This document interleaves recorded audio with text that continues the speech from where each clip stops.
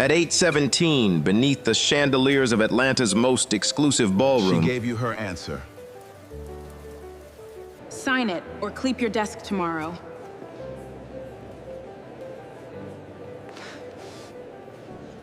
Preston Hale lifted a glass of red wine over Elijah Carter's head. Remember which entrance you used. 200 guests were watching, yet no one moved. Elijah had committed no crime. The wine struck Elijah's hair and streamed down his white shirt. His mother's worn fountain pen fell toward the marble as security guards closed in. One banquet captain rushed to save it. Remove him? One frightened employee found the courage to speak. He did nothing wrong. He defended me. In 43 minutes, a $1 billion agreement was supposed to be signed. But only one person in that ballroom possessed the authority and the pen that could complete it. Before the guests discovered whose dignity they had ignored, Sir, are you hurt? we need to return to the moment Preston decided that Elijah's name did not matter. At 8:17 on a rainy Thursday night in Atlanta, Preston Hale raised a crystal glass above the head of a man he believed did not belong in the ballroom. 200 guests watched. Bankers stood beneath chandeliers. Attorneys guarded a $1.08 billion acquisition agreement. White orchids framed the stage where Hale Vector Energy was supposed to secure its future in 43 minutes. Then Preston turned his wrist. Red wine spilled across Elijah Carter's silver-flecked hair, ran down his navy suit, and spread over his white shirt like a wound. A few people gasped. Most did nothing. Now perhaps you'll remember which entrance people like you are supposed to use. There was no slur. His smile carried the meaning. Elijah remained still. One drop fell from his jaw onto the marble. He opened his empty hand so the approaching guards could see he posed no threat. At his feet lay a worn black fountain pen with a dented silver clip. Only Lucia Alvarez, the banquet captain, noticed it. Behind Elijah, Maya Brooks held a blue folder so tightly its edge bent. 5 minutes earlier, Preston had ordered her to sign the safety certification for Hale Vector's 3 largest plants. Maya said 2 inspection reports were incomplete. "Sign it before the ceremony," Preston whispered, "or clean out your desk tomorrow." Elijah heard him. He did not shout, he simply stepped between them. She should not have to sign a statement she believes is false. That was all it took. Preston saw an unfamiliar black man without a guest badge. He saw the service door closing behind him. He saw someone he believed could be punished without consequence. "Remove him." Preston told security. Lucia moved first. She rescued the pen from beneath a guard's shoe and wiped its clip with her sleeve. When she returned it, Elijah read her name badge. "Thank you, Miss Alvarez." His voice was steady, but Lucia noticed his trembling hand. His silence was not surrender. It was someone holding shut a door behind which years of pain were pressing. Lucia faced the guards. "He did nothing wrong. I saw everything."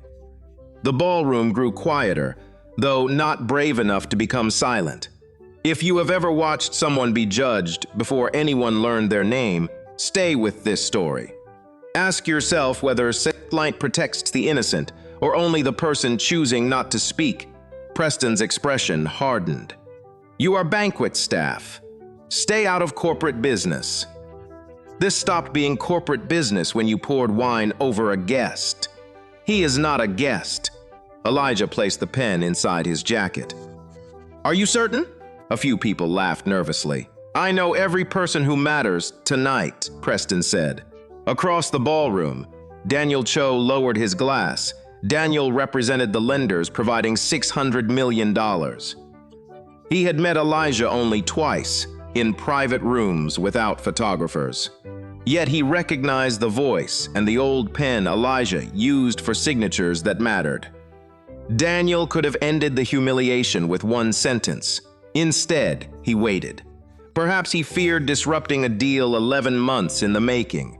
People often give respectable names to cowardice when money is in the room. Maya stepped beside Elijah. He defended me. Mr. Hale was pressuring me to certify records I have not verified. Charles Hale, Preston's father and Hale Vector's chief executive, approached. He looked at Elijah's stained shirt, then at Maya's bent folder. Uncertainty crossed his face, but Preston was his son. The signing clock kept counting down. Charles made the smallest disastrous choice of his life: handle it quietly. The guards closed in. Elijah looked toward the signing table. 3 chairs waited behind the billion-dollar agreement. One nameplate marked Charles Hale's place. Another belonged to the bank. The center chair had no nameplate. Elijah turned to Preston. Before anyone signs tonight, answer one question. Is this how Hale Vector treats every person it believes cannot cost it anything? Preston laughed. Then Daniel Cho began walking toward them, his face drained of color. Inside Elijah's pocket, beneath the wine-soaked fabric, the only pen authorized to complete the deal rested against his heart. 11 hours before the wine touched his shirt, Elijah Carter stood in the kitchen of a brick house in southwest Atlanta, polishing the same fountain pen with cotton. His mother had rented the house for 16 years before Elijah bought it. He repaired the roof and foundation, but left the narrow kitchen unchanged. Its faded yellow cabinets were exactly as Evelyn Carter had known them. Rain tapped the window. Beneath the pen's dented clip were the words Evelyn had paid $12 to engrave. For every room they said was not yours. Mama, she gave it to him in 1992 when he left for Georgia Tech with 1 keys, 2 textbooks, and $87 hidden inside his shoe. Evelyn worked hotel banquets 6 nights a week. She carried plates until her wrists swelled and smiled at guests who rarely looked at her face. Yet she never taught Elijah to hate wealth. Does not ruin character, she told him. It removes the need to hide it. 34 years later, her son controlled Carter Meridian Infrastructure, a private company employing more than 18,000 people. Elijah avoided publicity. Naomi Bell handled negotiations. Elijah appeared when a decision could change the lives of workers who would never enter the boardroom where it was made.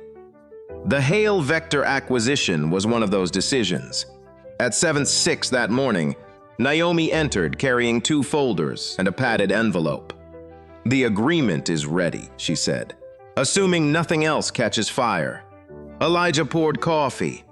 You say that as though something has. Naomi placed the envelope on the table.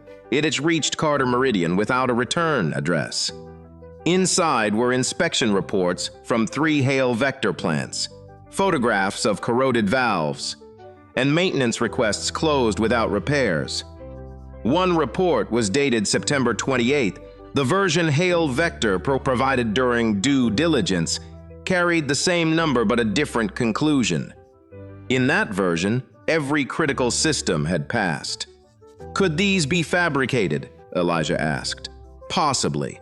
But someone circled authorization codes that do not match Hale Vector's accounting system. How many employees work there? 2,812. That number remained between them. Hale Vector was running out of cash. Without the acquisition, lenders could force 3 facilities to close within 72 hours. Canceling might protect Carter Meridian, but not the workers who had no part in the deception. Signing without answers could be worse. Naomi opened the agreement. 3 signature lines waited inside. Charles Hale's name appeared beneath the first. Daniel Cho would sign beneath the second. The third contained only 2 words, E. Carter. No title, no photograph, no announcement naming who would occupy the center chair. Preston asked whether Adrian would sign in your place, Naomi said. What did you tell him? That the controlling owner would attend. And he never asked who? He asked how much authority the owner had. That interested him more than the name. Elijah closed the folder. Whenever junior employees entered negotiations, Preston's voice sharpened, as if courtesy were too valuable to waste on them. Elijah had noticed Charles correcting his son's numbers, but never his behavior. By 8:40, Naomi confirmed the records could not be verified before the ceremony. She recommended postponing privately. A private postponement gives them time to find whoever sent this, Elijah said. What do you want to do? Attend. Listen, do not tell them I am coming without Adrian.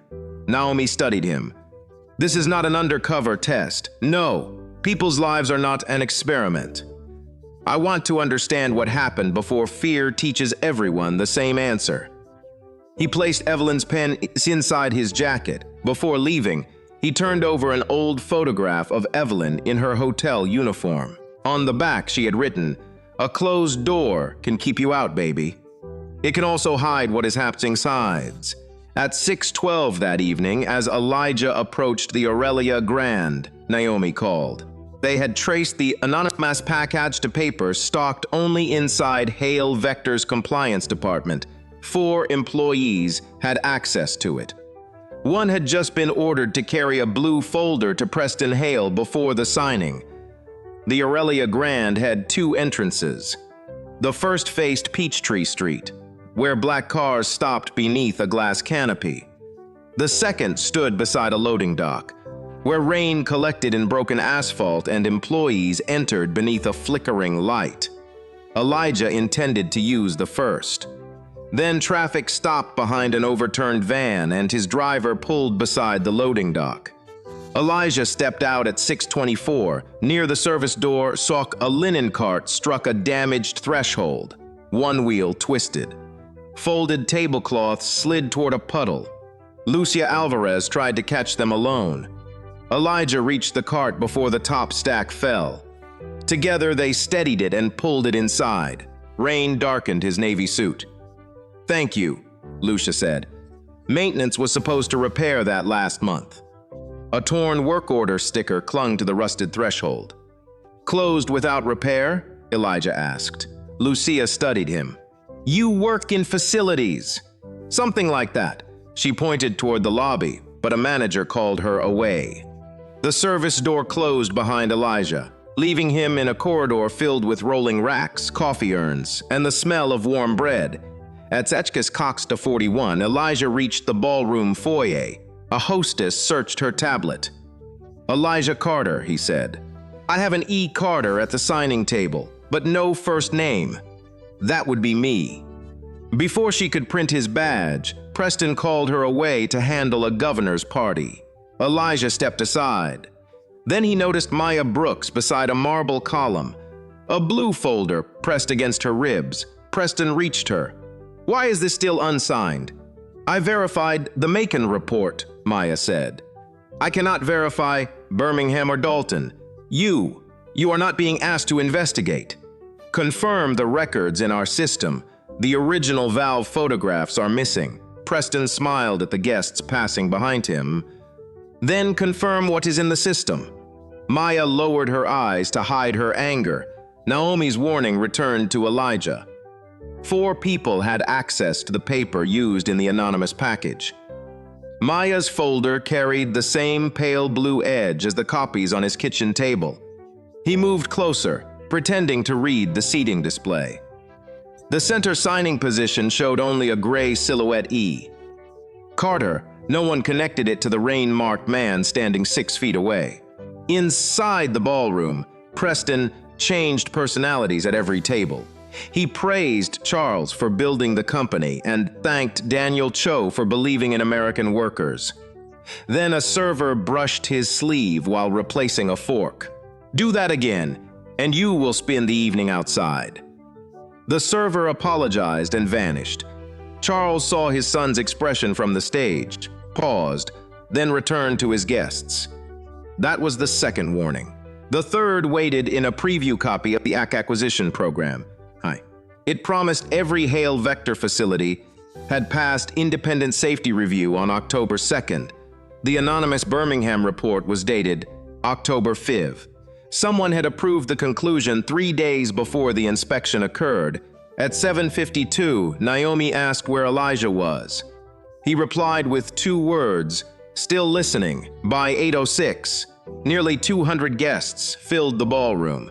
Maya remained near the stage, surrounded by celebration and entirely alone. Preston returned with a silver pen. Last opportunity. Maya looked toward the exits. Then she saw the server Preston had threatened, Lucia guiding an exhausted worker toward a chair, and Elijah watching her as if her answer mattered more than the ceremony. She closed the blue folder. "No." Preston's smile vanished. He stepped closer, hiding the threat behind his body. "By 9 tomorrow, no company in this industry will hire you. Your mother loses the insurance next month. Your father loses the assistance attached to your plan. Sign it." Maya's face lost its color, but she kept the folder closed. Preston reached for it. Elijah crossed the final feet between them. 43 minutes before the agreement was meant to be signed, he placed one hand over the folder Preston was trying to take. "She gave you her answer." Elijah said. Preston slowly turned toward the unbadged man from the service corridor. For the first time that evening, someone he considered invisible had told him no twice. Preston looked at Elijah's hand resting over the blue folder. "Take it off. A signature made under threat is not certification." Maya held the folder against her body. She was breathing quickly, but she no longer looked toward the exits. Preston took a glass of red wine from a passing tray. "You entered through a staff door. You have no badge. You are interfering with a private transaction. I entered through the door available to me. Then remember where that door leads."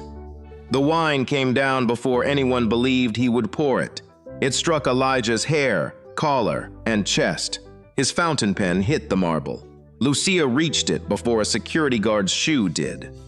For a moment she saw the engraving. For every room, they said, was not yours. Mama. She looked at Elijah's stained face and understood this was not the first room where someone had tried to reduce him, say. It was merely the most expensive. "I saw everything," Lucia told the guards. "He never touched Mr. Hale." Maya confirmed that Elijah had defended her. Charles arrived and ordered the problem handled quietly. Then Daniel Cho crossed the ballroom. He did not hurry. That made his fear more visible. "Mr. Carter," Daniel said, "are you injured?" Silence traveled outward, table by table, until the staff near the kitchen could hear rain against the windows. Preston stared at him. "You know this man?" Daniel offered Elijah a handkerchief. "Everyone at this signing should know him." Charles stepped closer. "Carter?" Naomi Bell entered with 2 attorneys. She saw the wine, guards, and folder in Maya's arms. "Elijah, what happened?" Charles looked toward the turntable, the center chair, the blank nameplate. The third signature line marked E. Carter. Naomi faced the guards. "You are surrounding the executive chairman of Carter Meridian Infrastructure." Preston's empty glass slipped from his fingers. Lucia caught it and placed it on a tray. "Mr. Carter," Charles said, "there has been a terrible misunderstanding." Elijah looked at his soaked shirt. "No, your son understood what he was doing. He misunderstood only what it might cost him." Preston found his voice. He refused to identify himself. "You never asked my name. You decided what I was before a name could complicate it." Several guests raised their phones. An attorney whispered that the ballroom's internal event feed was already recording. "Let us continue this privately," Charles said. "We can replace your jacket, issue an apology, and resume the ceremony." Elijah looked at Maya. "Did he threaten your job if you refused to sign?" Maya glanced at Preston. Her parents' health coverage, her mortgage, and every warning she had received passed across her face. "Yes." The word was quiet, but the ballroom carried it. Preston shook his head. She misunderstood a performance discussion.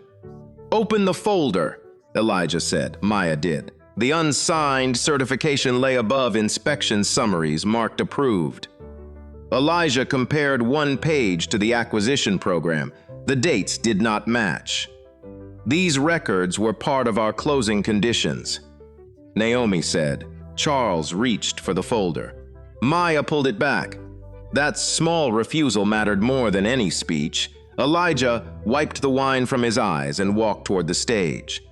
Guests separated before him, suddenly eager to provide the space they had denied moments earlier. He stopped beside the unnamed center chair. The agreement waited under warm lights. Beside it stood a ceremonial pen in a velvet box, chosen for photographs and never intended to decide anything. Elijah placed Evelyn's worn pen beside the contract. This acquisition requires verified safety records, truthful financial disclosure, and certification without coercion. Tonight I have reason to doubt all three. Thousands of jobs depend on this agreement, Charles said. I know the number, 2,812. Elijah looked toward Maya, Lucia, and the workers near the service doors. The ceremony is suspended. No one deletes a message, removes a document, or pressures an employee. We will examine this certification in front of witnesses. Preston stepped forward. You cannot turn a private transaction into a public trial. Elijah met his eyes. You made it public when you raised that glass. Naomi opened her legal case and removed the anonymous inspection reports. Maya saw the pale blue paper. Her face revealed the truth before she spoke.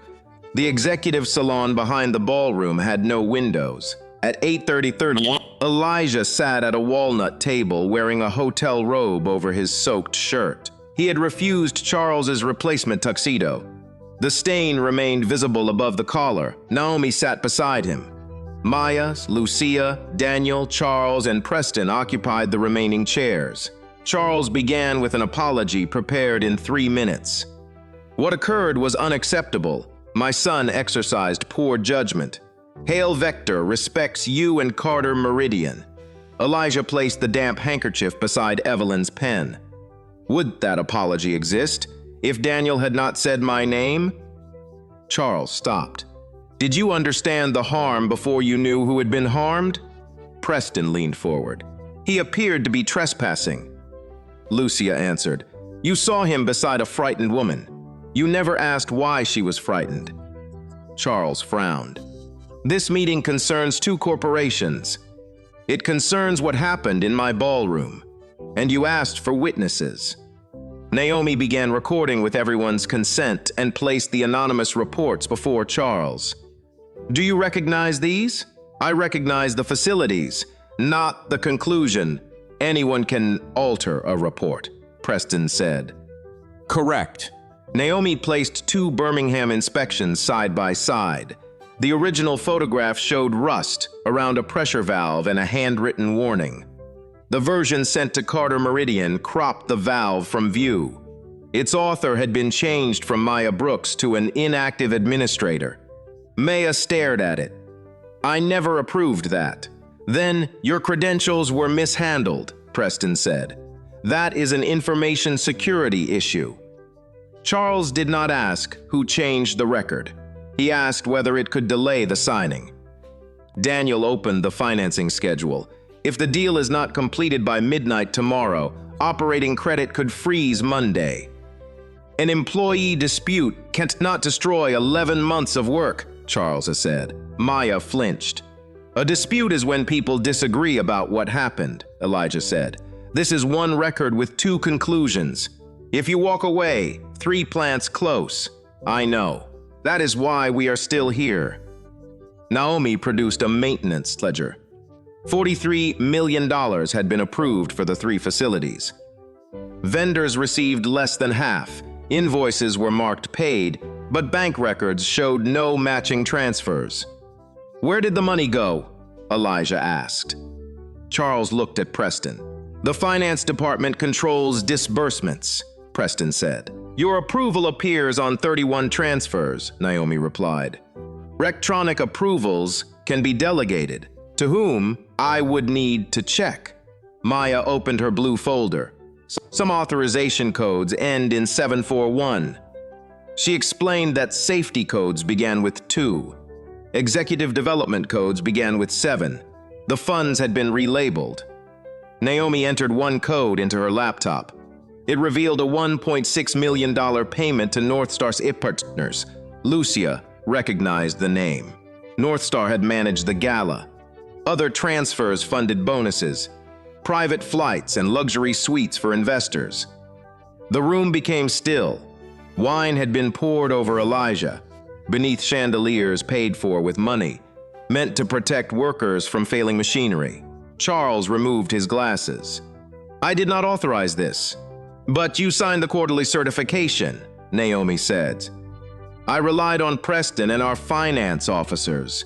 "Trust does not erase responsibility," Elijah said. "It only explains where you stopped looking." Preston pushed back his chair. "You are using a social mistake to renegotiate a completed acquisition." "It was never completed," Daniel said. "Not without Elijah's signature." Preston looked at Evelyn's pen. Only then did he understand why Elijah had protected it while wine dripped from his clothes. Charles requested 10 minutes alone with his son. Elijah refused. "Every important conversation tonight has happened after someone with less power was removed. That pattern ends now." Naomi turned to the final ledger page. Beneath several maintenance transfers appeared a handwritten instruction initialed PH, move balance before close. No exceptions. Attached was a memorandum addressed to Charles 6 months earlier. Its subject line read, "Risk of preventable fatality." Charles stared at his own name. Then Maya said, "I know who sent that warning, and I know what happened after your office received it." "The memorandum came from Gerald Brooks," Maya said. "Senior maintenance foreman at Birmingham." Preston frowned. "He left Hale Vector years ago. He is my father." Maya opened her folder to a photograph of a broad-shouldered black man in orange coveralls, smiling beside a pressure system. His right hand had not yet been damaged. Gerald reported that valve 14 was failing. Replacing it required a 36-hour shutdown and $400,000. Preston's team delayed the work to meet production targets. Gerald filed 3 warnings. On November 9th, pressurized steam escaped during an inspection. A steel panel crushed his hand against a railing. Doctors saved it but could not restore its strength. "He built turbines for 27 years, Maya said. Now he cannot button his shirt without help." Charles studied the photograph. "I was told it was employee error. You were told what allowed production to continue." Maya transferred into compliance after the accident. She discovered Gerald's warnings had been closed through an account assigned to an employee who died 2 years earlier. She found similar changes in Dalton and Macon. When she asked questions, her performance rating fell. Preston then reminded her that company insurance covered her mother's medication and her father's therapy. "The anonymous package came from me. Every internal door had been closed." Preston laughed bitterly. "This acquisition is being held hostage by a disgruntled employee." "A grievance is a complaint," Elijah said. She brought records. Naomi asked where the originals were. "On a server scheduled for migration at midnight. I made an encrypted copy." Preston's face changed for less than a second. Naomi ordered the server preserved. Then Charles stared at the memo addressed to his office. "I remember this." Maya went still. Charles admitted. Preston had described Gerald as a bitter employee avoiding discipline. Charles forwarded the warning and never requested the result. "I believed my son." "No," Elijah said. "You chose the answer that required the least from you." Elijah understood that choice. When Evelyn once came home with a swollen cheek, she claimed she had fallen. Months later, Elijah learned a drunk guest had thrown a glass at her. Acknowledgement sent her home without pay to protect the guest. When he asked why she lied, Ethel answered, "Sometimes the truth feels heavier when the person hearing it cannot carry it yet." Elijah had carried those words for 35 years. He turned to Preston. "Did you close Gerald's warnings?"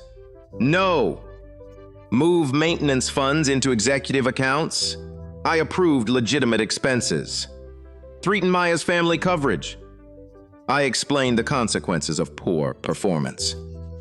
Each answer avoided confession while revealing character. At 9:14, Daniel received notice that lenders wanted a decision before Monday. Without one, Hale Vector's emergency credit could be withdrawn. Charles pushed the contract forward. Remove Preston after closing. Investigate everything, but sign and protect the plants. Naomi presented the opposite choice. Carter Meridian could withdraw for material misrepresentation and avoid the liability. But Birmingham might miss payroll by Tuesday. Elijah pictured Gerald struggling with a shirt button. He pictured workers clearing glasses from a gala financed with stolen maintenance money. He pictured Evelyn returning to work because rent was due. Justice offered two easy-looking choices: sign and bury the truth beneath promises of reform. Cancel and let innocent workers absorb the punishment meant for executives. Neither was justice. Preston mistook his silence for hesitation. If you destroy this deal over one employee and one glass of wine, every lost job will belong to you. Maya lowered her eyes. If the plants closed, she would blame herself before Preston ever needed to. Elijah removed the hotel robe. His shirt had dried with a dark red line across his chest. You place the cost of your choices into someone else's hands, then call them cruel when they refuse to carry it. He closed the original agreement. I will not sign this contract. Charles's face collapsed. Preston leaned back, almost triumphant. Then Elijah placed a blank legal pad beside Evelyn's pen. And I will not cancel the acquisition. Naomi opened her laptop to a contingency structure prepared that morning.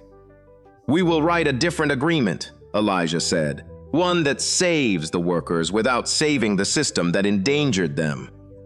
For the first time that night, Preston looked truly afraid.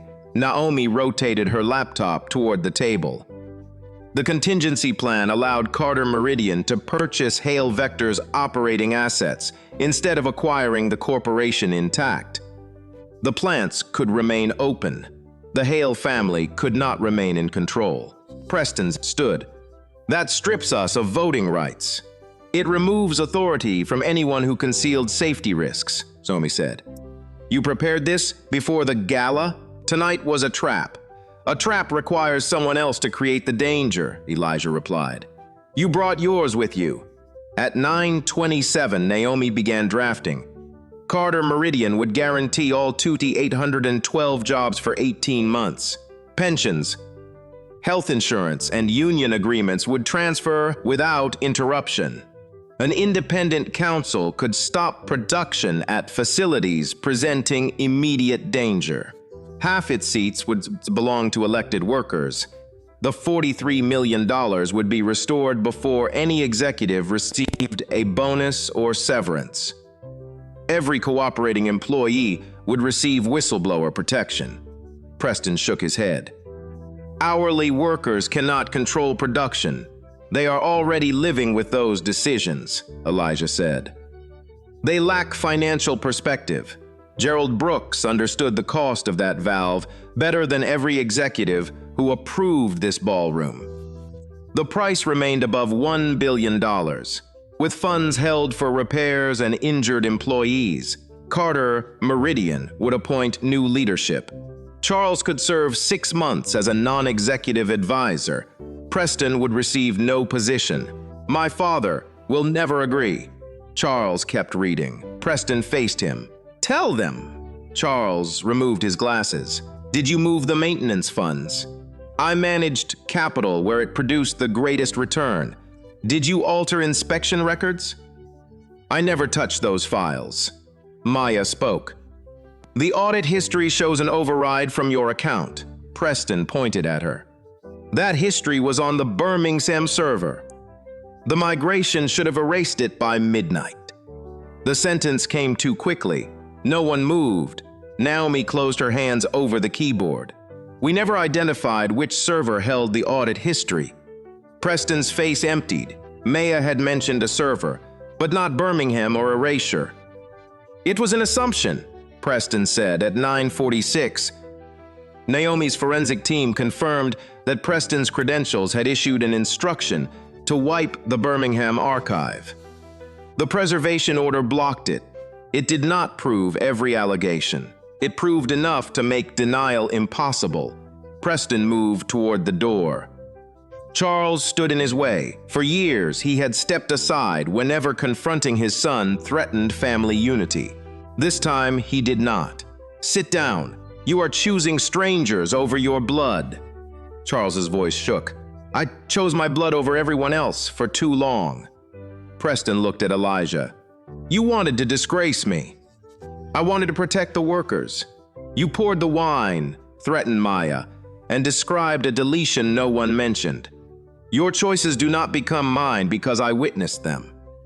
At 10:03, Charles signed a resolution suspending Preston from all authority. His credentials were disabled. Independent counsel would preserve the records. There was no applause. Security escorted Preston away. When he passed Lucia, he lowered his eyes. At 10:51, Naomi placed the revised agreement on the ballroom table. The guests had remained, some from concern, others from curiosity. Elijah returned without changing his stained shirt. Maya stood beside Gerald's photograph. Lucia stood with the banquet workers. Daniel took the lender's chair. Charles approached alone. He faced the room. "My son poured the wine.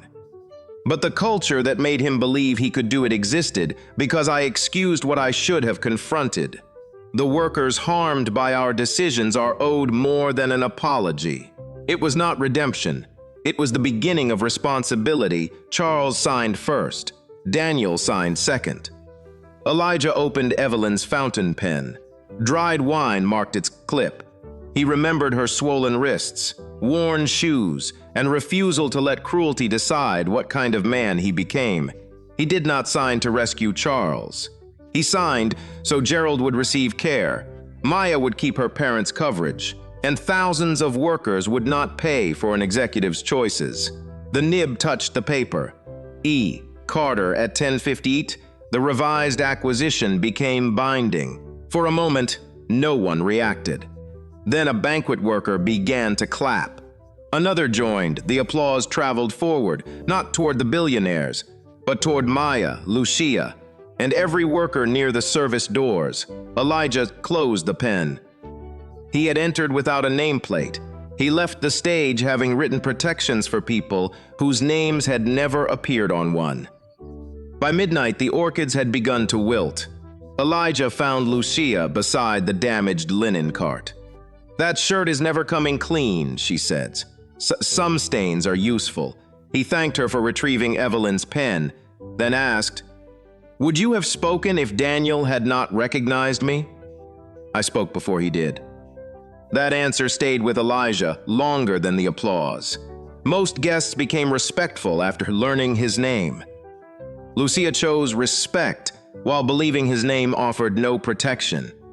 Maya refused the signature while believing it might cost her family everything. Power had not created their character. It only gave the room a reason to notice it. The next morning, Carter Meridian teams entered all three plants. Valve 14 was replaced. Engineers found 27 serious maintenance failures. Anonymous complaints now went to an independent counsel. Gerald Brooks received compensation, therapy, and adaptive equipment.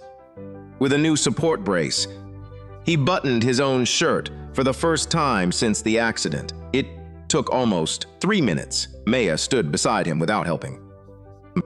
Sometimes love meant allowing someone the dignity of finishing slowly. When he succeeded, Gerald looked at her. "You did all right."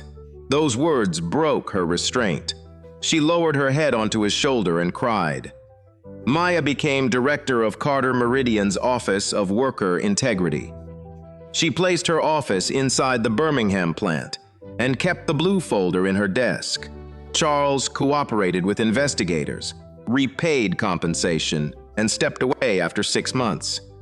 Preston lost his position and preserved records went to independent counsel and the proper authorities, Elijah never celebrated his fall.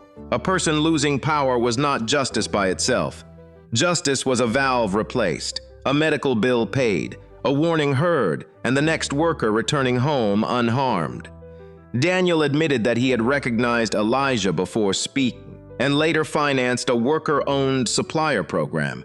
Lucia's testimony exposed years of ignored complaints.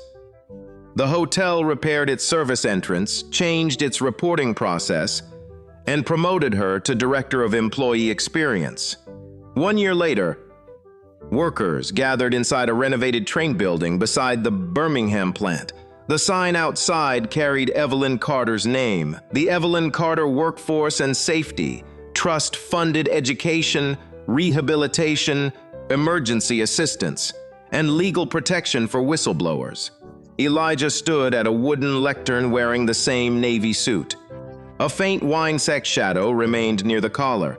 Gerald and Maya sat in front. Lucia had traveled from Atlanta. Daniel sat among elected workers. Charles remained near the back without reserved seating. When Elijah opened Evelyn's fountain pen to sign the trust charter, an apprentice raised her hand. "Why do you still use that old pen?" "My mother bought it when $12 was not a small amount," Elijah said. She worked in rooms where people treated her as though serving them made her less important.